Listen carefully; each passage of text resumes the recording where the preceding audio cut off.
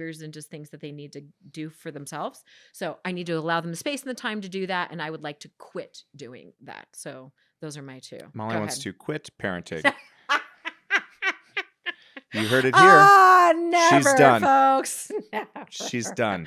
Never. You know what's funny? I actually think, well, and I heard this before when our children were little, but somebody told me, like they actually need you more in adolescence. They don't talk to you as much, but they just need you. They don't want you, but they need you more. They don't want you. But in terms of accessibility, they really do actually need you a lot more. There's just so much more tumult that's happening. Yeah. So that is hard for me too.